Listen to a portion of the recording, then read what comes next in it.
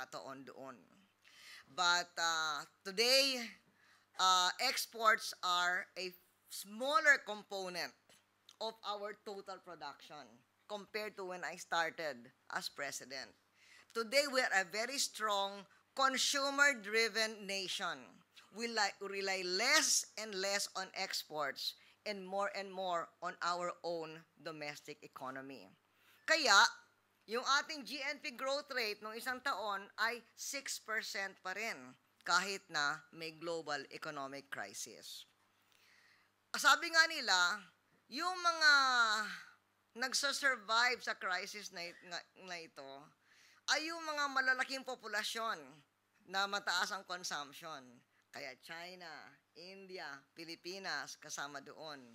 Ang pinaka naghihirap ay yung mga maliliit na populasyon na masyadong umaasa sa exports.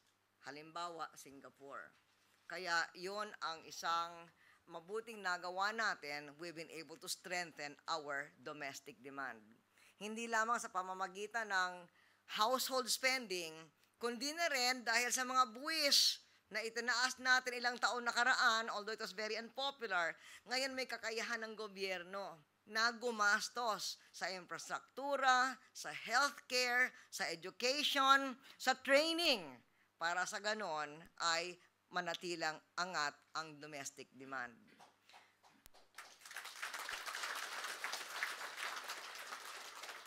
Kailangang harapin natin kaagad ang maraming hamon upang manatiling malakas ang ating ekonomiya at paraan ng pamumuhay.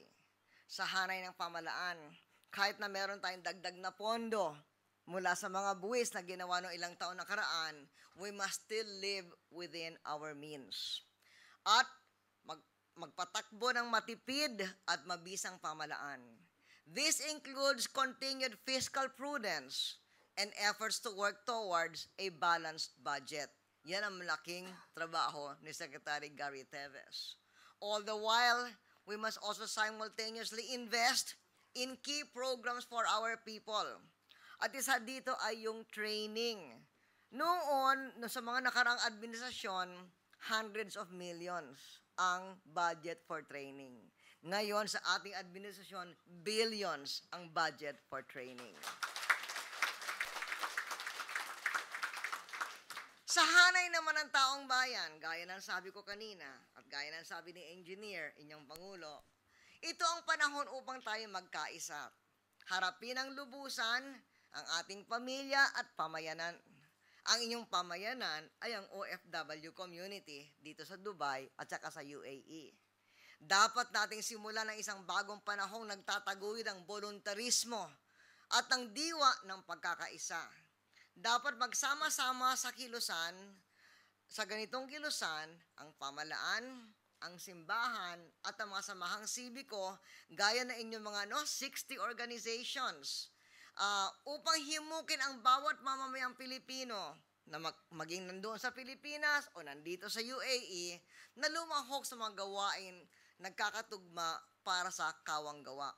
Doon sa Pilipinas, kinutuon natin ang mga inisyatiba sa gawaing tulad ng paglilinis ng kapaligiran, pagtatayo ng mga parks, nagtatanim ng puno, nagbibigay ng ginhawa sa mahihirap sa pamamagitan ng pamamahagi ng pagkain, pagtuturo ng pagbasa sa mga mangmang para bigyan sila ng dignidad.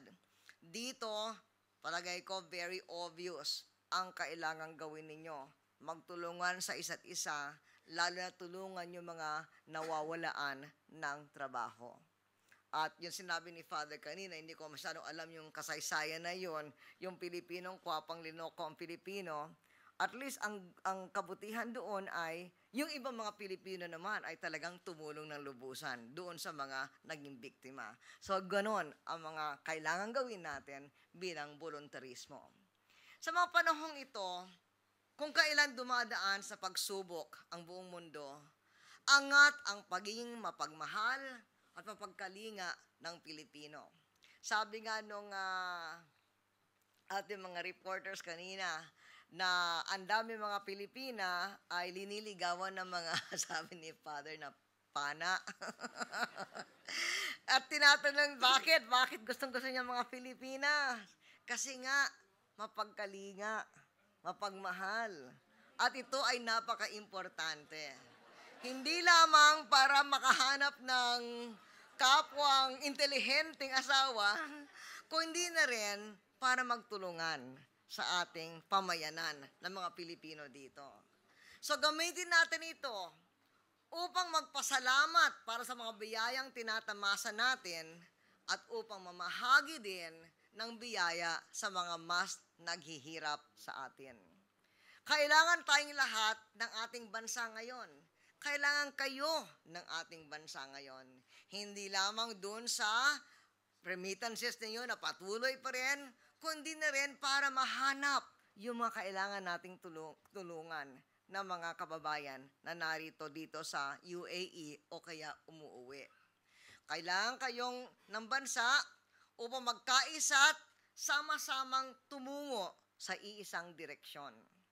Ang pagtugon sa hamong ito sa pag-aalay ng ating oras, kakayahan at kagamitan ay isang dakilang adhikain na dapat pagtulungang gampanan ng lahat.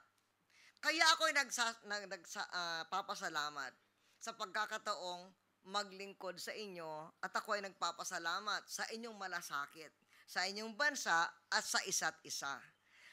Talagang dito sa Dubai, inaasahan ko na kayo ay magtutulungan at tulungan ninyo ang pamalaan na hanapin yung mga dapat tulungan. Kaya ako ay nasisiyahan na nagkita tayo muli.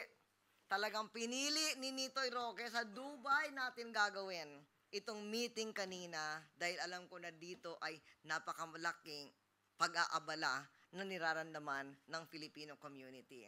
Sana itong pagbisita ng inyong lingkod, ng ating kasamahan, at yung jobs fair kanina ay makakatulong upang magkaroon ng konting ginhawa ang inyong mga panganib. Kaya salamat sa inyong pagpunta ngayong hapon.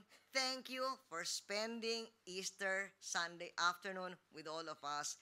And may our world economy have an Easter of recovery very soon sa kinumubuti nating lahat. Maraming salamat sa inyong lahat.